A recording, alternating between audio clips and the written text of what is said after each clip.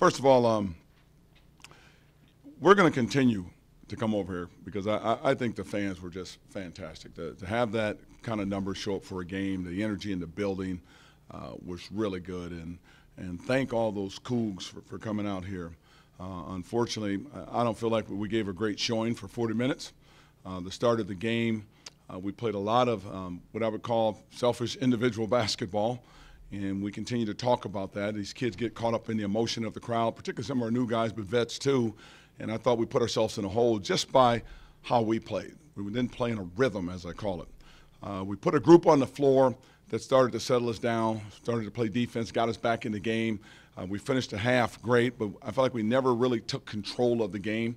And with two great shooters that they had on their team, just dominated the game, hitting big shot after big shot after big shot. So it's going to be a tough lesson for us to come all the way over here at the end of dead weeks, right before our finals, and play a game with all these fans over here and not get it done. It feels bad to those kids, feel bad to us, but they were not ready to play, and that's on me as a coach to start a game out of rhythm like that. You just can't do that because anybody can get you at this level. And those kids played extremely well and really played together on that Montana State team. Hey, Coach. Jeff Morrow from Oregon. Yeah. Hey, you had told me that Montana State was don't be fooled by their record because they had played in some tough environments. What were they doing to give you guys problems? I mean, it seemed like they were shooting lights out with the 3 points.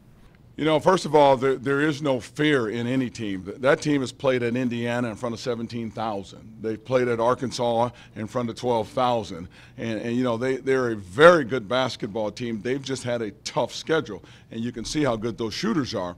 And you put together a game plan and you try to educate, particularly our new guys, just how tough it is at this level. And they're going to have to go through it to understand it because we gave up some shots. But when they got their confidence, they hit big shots, big threes. They end up shooting 50% from the field. We shoot 50% from the field, but the difference in the game was the three-point shooting. They were lights out from the three. Yeah. Did you expect number 5, Fry, to play as well as he did?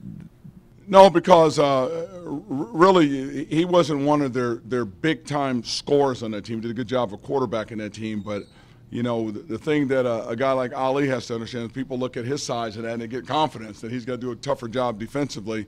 But he played extremely well. He was probably the difference, obviously the difference maker in the game, particularly the first half when we were doing a decent job on a couple of their players there. But I just felt like he got away from us.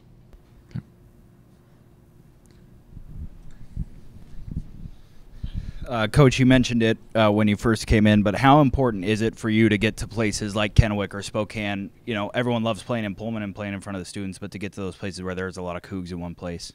You know, it's very important because I'm going to try to continue to schedule during the down times on our campus when the students aren't there. This crowd was fantastic. The Spokane crowd in the past has been fantastic, particularly in this venue over here. So it continues to be important for us to showcase our program, which we didn't do a very job of in the first half, but it's also important to get over here and play in front of these fans.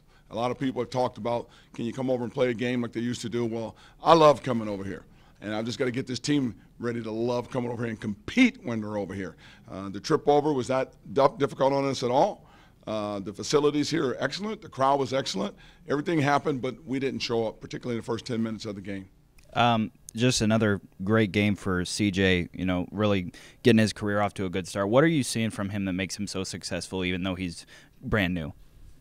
I think, number one, he's a very unselfish basketball player. He has tremendous feel, meaning he knows how to play on offense, he knows how to play on defense without being coached. He has a feel for the game.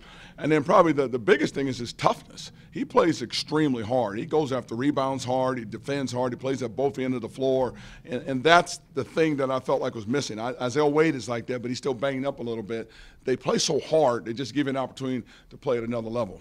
And then in the second half, Robo starts hitting a lot of shots. Last year, he seemed like a definite leader of that team, but this year he seems to be even another big leader on this team. What are you seeing from him in kind of like in the huddle or in the locker room as he's kind of taking some of these young players under his wing? You know, him and Viante Daniels have done a good job leading this team, and they've done their part. This team needs to listen a little bit more to them because those are two guys that have been here in the foundation of your program. Robo is a competitor. He tried to bring us back in the game, but it wasn't just so much on the offensive end. We needed to get stops on the defensive end. We started trading buckets with them, and that's hard to do. But I'm very pleased with both Robo and Viante Daniels in terms of their leadership with this team.